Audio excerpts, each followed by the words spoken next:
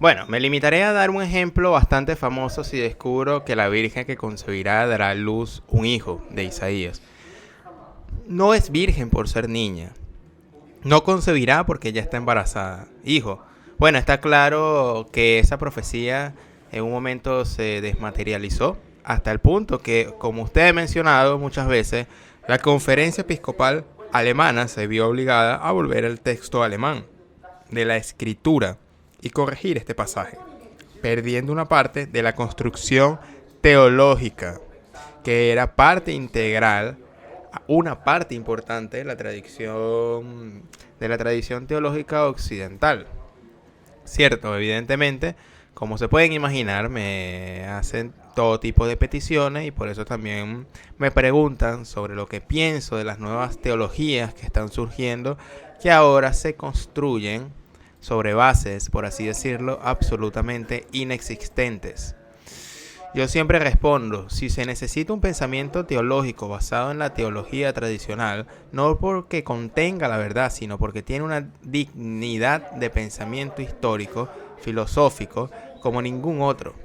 Estas teologías modernas que están naciendo sobre bases inexistentes, de hecho, son teologías elaboradas una vez más sobre afirmaciones que provienen de quién sabe dónde, de quién sabe quién, sobre las cuales evidentemente no hay especulación, pero sí una aceptación pasiva, lo que indica cómo efectivamente quienes las reciben porque tienen una necesidad desesperada de cualquier verdad que es lo más dañino que puede ser para el libre pensamiento. Precisamente lo que importa, independientemente de que la teología alcance una verdad o no, tiene su propia dignidad de pensamiento después de la cual esa dignidad de pensamiento se ha ejercido sobre un texto que teóricamente pone o debe poner límites. Porque entonces el texto en ese es ese. Pero como ustedes habrán visto, los textos en realidad a estas alturas son al menos dos. Entonces sabemos que hay más porque está la Biblia samaritana, está la Biblia copta, etcétera. Pero la griega, lo sabemos, tenía toda una serie de razones entre las cuales, no lo olvidemos, estaba también una razón de orden de prestigio literario de estos judíos alejandrinos que se encontraban frente a los llamados griegos inteligentes que debían prestar para poner sobre la mesa, para automagnificarse, pero también con razón toda una serie de obras literarias de gran valor, digamos de valor universal, reconocido en su momento cuando no tenían nada. Por eso también existía la necesidad de ponernos al menos al mismo nivel diciendo, también nosotros tenemos un texto literario de altísimo valor y como bien dices, los primeros cristianos se referían a eso. Ahora hemos pasado a la Biblia masorética, es decir, lo que se desarrolló, digamos, a finales del primer milenio después de Cristo y que se encuentra fijada en el Códice de Leningrado e impresa en la Biblia de Stuttgart.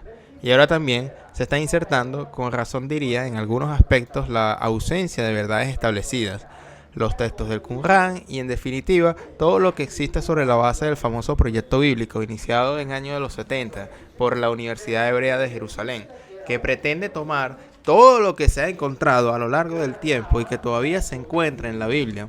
Entonces, en realidad, en definitiva, se está acumulando una cantidad verdadera grande de información y obviamente la teología también tendrá necesariamente que ejercitarse o reejercitarse sobre esto. Porque está claro que cada vez que salga un nuevo texto, pensemos potencialmente, por ejemplo, en la revolución potencial que los textos del Qumran, aparte en los posibles orígenes del cristianismo, y por lo tanto está claro que la teología tiene esta necesidad, si no total, al menos parcialmente, de repensarse a sí misma. Sí, mire, encuentro que al final la cuestión se resuelve en la comprensión de qué se trata de utilizar al menos métodos históricos, en el sentido de que se trata aquí de pensar la teología como el camino que nos permite para llegar a la verdad. Entre otras cosas, tengo la impresión de que ni siquiera muchos eclesiásticos creen ello.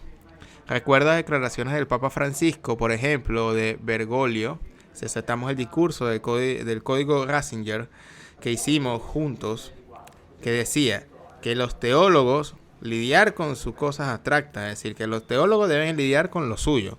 Por eso, entre otras cosas, no se comprende bien esta desconexión entre la jerarquía eclesiástica y la labor de los teólogos situados como o casi como antagónicos a la iglesia.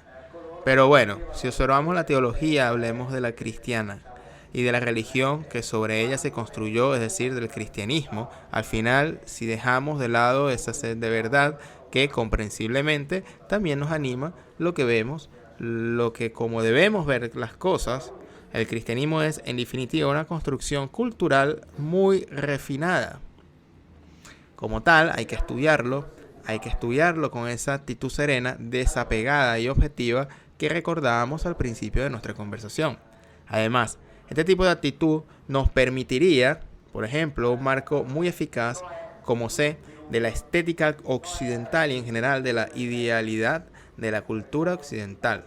Mire, permítame poner un pequeño ejemplo que surge de mis estudios en estos últimos días. Al estudiar la fase preliminar del sacrificio romano, donde se ofrecía vino e incienso sobre un altar portátil, me encontré con una reflexión de estudiosos que interpretaban el vino como un análogo simbólico de la sangre humana.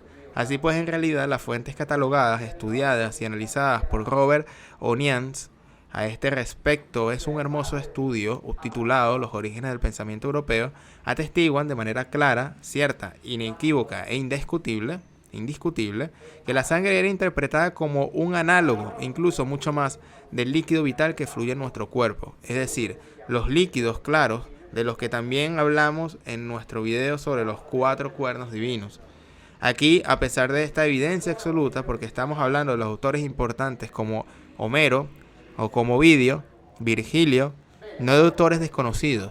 Este estudio, esta identificación del vino con la sangre, en este momento yo me dije, pero ¿quieres ver eso en la base? De esta identificación no está, llamémoslo así, dando el prejuicio eucarístico sobre el cual esta asociación inconscientemente estaría guiada precisamente por nuestro hábito cultural de conectar estos dos elementos, un elemento físico a un elemento teológico. Y realmente tengo la impresión de que es así. Entonces, incluso inconscientemente tendemos, debido a que estamos inmersos en este líquido amniótico, tendemos a ver al mundo en función de estas coordenadas, a través de este lente. Repito, no estoy afirmando que sea la verdad. No se trata de eso, se trata de mirar las cosas con un método histórico, que sea un método histórico válido, objetivo. Además, para volver a la dignidad especulativa de la teología, para demostrar mejor a qué me refiero, quisiera citar 2 ejemplos. Tomo uno de un hermoso libro de Primo Levi que se titula Leal True Profession. Es un capítulo, digamos que es, o se titula Contra el dolor. Primo Levi hace aquí precisamente este trabajo, es decir, toma algunas declaraciones de un teólogo moral llamado, si no recuerdo mal, Sciavici, y las somete a una crítica contraargumentativa. Una de estas afirmaciones que obviamente argumentó entonces el teólogo se refería al hecho de que está permitido infligir una cierta cantidad de dolor a los animales, porque toda la creación está sujeta a las necesidades del ser humano, y esto obviamente sobre una base bíblica. Entonces, la réplica y objeción de Levi es algo divertida porque Levi inicia así, reflexionar sobre el hecho de que si esto es cierto, que toda la creación está sometida a las necesidades del hombre, que puede disponer de ella como le plazca, esto también se aplica a Orión, a las Pléyades, a las galaxias, es decir, en qué medida estos objetos de tamaño inconmensurable en comparación con el hombre, que aparecieron en el universo miles de millones de años ante la insignificancia del ser humano, eso es todo, y de qué manera, en qué sentido podría estas cosas estar disponibles para el ser humano. Realmente no entendemos el significado de estas declaraciones. Un teólogo, en definitiva, un poco más ilustre, con el debido respeto a Sciavici, que este teólogo moral, es decir, San Agustín escribió algunas páginas de especulación teológica verdaderamente memorables. Solo para dar un ejemplo, en su tratado titulado De Natura Boni, es decir, sobre la naturaleza del bien, Agustín aborda la cuestión del bien y obviamente la inversa, la cuestión del mal. Es decir, estructura un discurso que técnicamente se llama teodicea, es decir, justificación divina respecto al problema del mal. La cuestión es espinosa y ha sido una especie de obsesión para los pensadores y teólogos occidentales, resumida en la famosa pregunta de Boecio. Es decir, si existe Dios, ¿de dónde viene el mal? Es el problema de origen del mal. Si Dios es bueno y si Dios existe, ¿de dónde viene el mal? Ahora toca, bien, sabemos que la respuesta tradicional de la teología cristiana remonta al origen del mal, al pecado original de Adán y Eva, y que desobedecieron el mandato de Dios. Ahora bien, aparte del hecho de que aquí podríamos abrir un capítulo textual completo sobre el funcionamiento bíblico del pecado original, y ya lo has hecho, o ya se ha hecho por nuestra cuenta. Y sí, y luego la teodicea ha discutido durante siglos porque es un problema fundamental. Y cierto, eso es algo a observar a futuro.